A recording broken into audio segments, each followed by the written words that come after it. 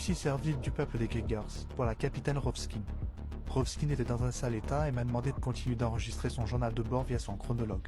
Elle m'a sauvé la vie, donc je lui dois bien ça. On a réussi à atteindre la tour de contrôle dans l'après-midi, mais la Silmade nous poursuivait. En plus, Rovskin pouvait à peine marcher à cause de sa blessure. Et ses yeux, ils étaient différents.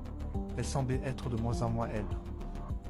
J'ai voulu alerter Frank Winston, la personne qui nous avait refilé le tuyau pour la mine d'Ormal. Et c'est là que Rovskin a commencé à s'alarmer. Elle me demandait de répéter le nom de cette personne en boucle. Je croyais qu'elle perdait la tête, jusqu'à ce qu'elle attrape la tablette qu'elle avait prise dans le labo et passe en revue le manifeste de l'équipage à la station. Et c'est là qu'elle a trouvé Frank Winston. Cette satanée biologiste avait été présente lors de la remontée du Silmaat. Elle a même été la première infectée. Et de ce que je comprenais, elle avait réussi à s'enfuir de la station avant la mise sous quarantaine. Selon Rovskin, Frank Winston, ou plutôt le parasite qui la contrôle, a commandité sa mission et se trouve actuellement à la surface avec les Finters. Le plus incroyable, c'est que Frank nous a aussi contactés. Elle nous a appâtés avec l'énergie d'Ormal, et on est tombé dans le piège. Cette saleté ne voulait qu'une chose, offrir un hôte pour que la Silmaad s'échappe. Mais comme nous ne sommes pas remontés à la surface, elle a envoyé des pros, Rovskin et son équipage. C'était donc elle, la cause de notre présence ici. On pense que le parasite a dû s'adapter au climat aride de la planète des Finters.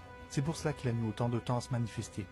Et aujourd'hui, il ne peut plus redescendre dans les froides profondeurs, sans risquer d'être en état de stase. Le soir, on est arrivé dans la salle des vaisseaux.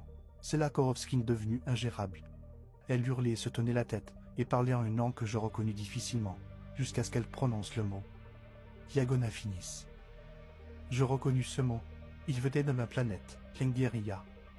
Un mot provenant d'une prophétie vieille depuis des millions d'années, que mon père me racontait. Elle prédisait le retour de Yagona Finis, une entité bannie de ma planète due à sa soif de destruction. Yagona Finis viendra se venger un jour de lui noire et signera la fin de notre civilisation. Mon cœur battait de plus en plus fort. La Silmaad était Yagona Finis. Je devais tuer Rovskin. Elle ne devait pas être l'hôte qui permettrait à Yagona Finis de revenir à la surface. Je pointais mon arme sur elle, et Rovskin eut un moment de lucidité. Elle avait compris la gravité et me fait signe de la tête. Je devais tirer. Je voulais m'exécuter, mais la Silmaad, enfin Yagona Finis, était là, et enveloppa de son fluide noir Rovskin. J'avais beau tirer, il était trop tard. Je courus dans le sas de décompression, montai dans un vaisseau, et je m'enfuyai.